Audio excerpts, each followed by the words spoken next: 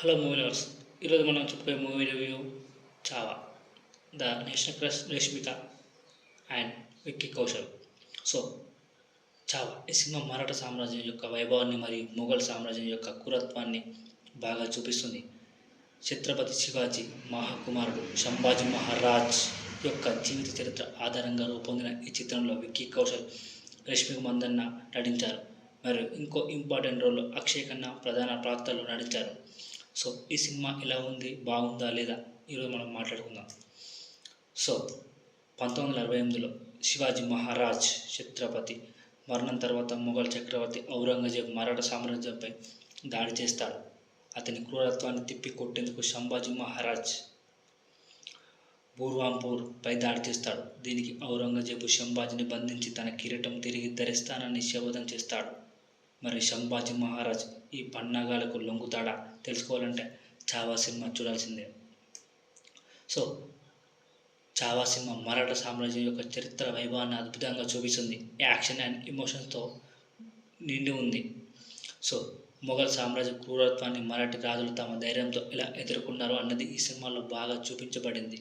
మొదటి భాగం సంభాజీ మహారాజ్ యొక్క పరిచయం మరియు అతని పోరాటాలపై నిండి ఉంటుంది. రెండో భాగం చాలా ఎమోషన్స్తో పాటు యుద్ధాలు, యాక్షన్ ఎలిమెంట్స్తో, రాజకీయ దొంగతనాలు, పన్నాగాలతో హై లెవెల్ ఉంటుంది.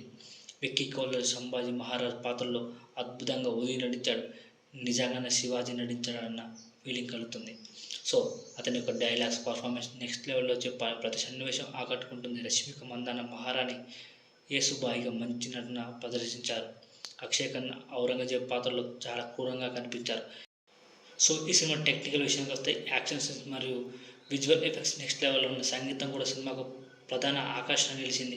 ముఖ్యంగా యుద్ధ సన్నివేశాల్లో వచ్చే బ్యాక్గ్రౌండ్ స్కోర్ చాలా నెక్స్ట్ లెవెల్లో ఉంది. ఎడిటింగ్ బాగా ఉంది. అయితే కొన్ని సన్నివేశాలు కాస్త ఎక్కువ సాగాలని అనిపించాయి. సో చావా సినిమా చరిత్రక వైభవాన్ని, యుద్ధాలు మరియు రాజకీయ పోరాటాలు అద్భుతంగా చూపించింది. విక్కీ కౌశల్, రష్మిక మందన్న, అక్షయ్ ఖన్నా నటనకు సినిమాకు ప్రత్యేక ఆకర్షణ. కానీ కొన్ని సన్నివేశాలు ఎక్కువ సాగినట్లు మరియు కొన్ని ఎమోషనల్ సన్నివేశాలు మరింత బాగా చేస్తే సో అనిపిస్తుంది. కానీ మొత్తానికి అయితే నెక్స్ట్ లెవెల్లో ఉంది. విక్కీ కౌశల్ కెరీర్లోనే biggest blockbuster movie. So మీరు చావా సినిమా చూసారా? మీ అభిప్రాయాలు కామెంట్లో మాతో పంచుకొని మా ఛానల్ సబ్స్క్రైబ్ చేయండి, మర్చిపోకండి. లైక్ చేయండి, షేర్ చేయండి. సో ఇలాంటి సినిమా రివ్యూస్ కోసం మా ఛానల్కి వచ్చినందుకు ధన్యవాదాలు. సో జై హింద్.